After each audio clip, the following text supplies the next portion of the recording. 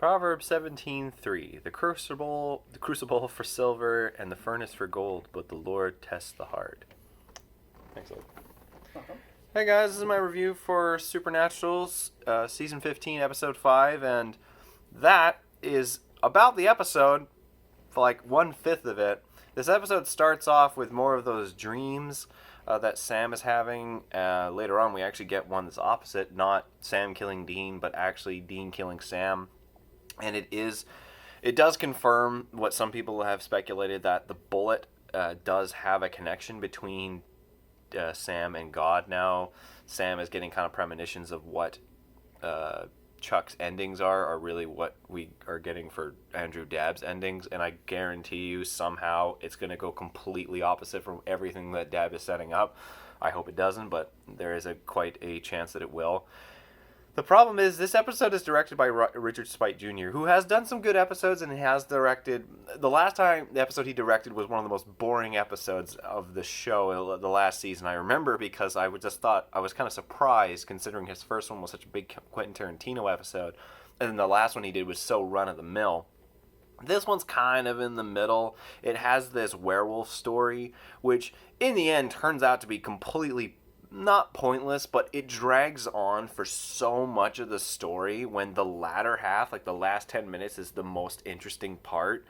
Obviously, they're building up, and there is this dynamic between the two brother werewolves fighting within each other. But once it gets to the nitty-gritty in the last 10 minutes, that's the part that was interesting. I honestly was so bored throughout the first part of it because I was like, I'm waiting for the point. I'm waiting for the hook of this episode to happen. It did start off funny with that food joke, but the dreams are what's more interesting, right? And then Lilith comes back, which admittedly I was like, no, you're bringing back another character just for bringing back another character. They do explain that God pulled her out of the empty, but I don't know, I'm getting over that part. The idea that she kind of gives them a little bit of a prelude. She confirms other theories, and she basically sets down the idea that God is back, even though the brothers thought he was gone, which I thought was interesting because the story of the whole ghosts taking over the world was ended as quickly as... it ended so quickly that even I was like, wow, that was over fast.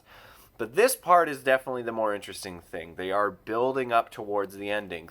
Thank God he actually is setting out a storyline towards the finale. At first I thought, though, when Dean had the Colt and he was coming up behind Sam, because he was in the white suit and the hair, I thought it was Kentucky Fried Chicken Demon guy. And I was like, no, not him again! Because I knew that someone was coming back, and obviously it was Lilith, which was okay. Admittedly, when she fell onto the horn, onto the deer horns, I was like, oh! And I thought, oh, that's actually going to be kind of interesting to explain. And then it turned out to be Lilith. And I was like, oh, okay, well, that was when the episode, like, oh, that was when I was full on into it.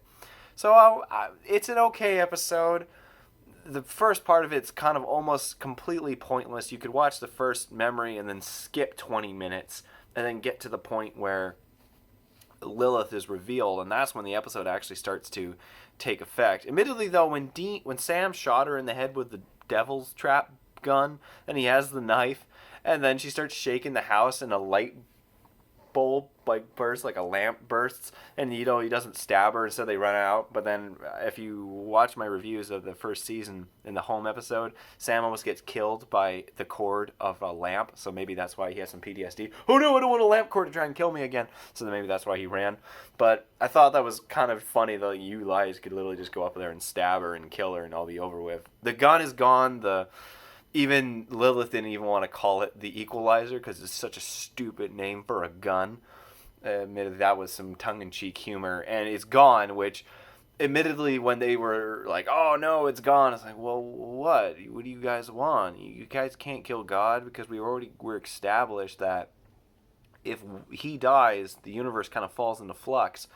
So I thought that it does build up the whole idea of the hopelessness, the idea that they have no idea how they're going to win. And I do like that. I do like that they're building towards something. I do like that they're actually setting up this finale in a way that is somewhat proper. The episode itself is Again, a kind of a bore until the last end of it, but it wasn't a horrible episode, which is good. So I'm going to give this episode a 4 out of 7. I enjoyed the latter half. Admittedly, I don't like that Lilith came back because you could have just established that with something else, but whichever. Anyways, guys, hope you enjoyed this review. If you did, leave a like, and if you're interested in more, maybe subscribe. Otherwise, I'll be seeing you guys. God damn it, why do my friends have to keep texting me while I'm doing this? Anyways, I'll see you guys later.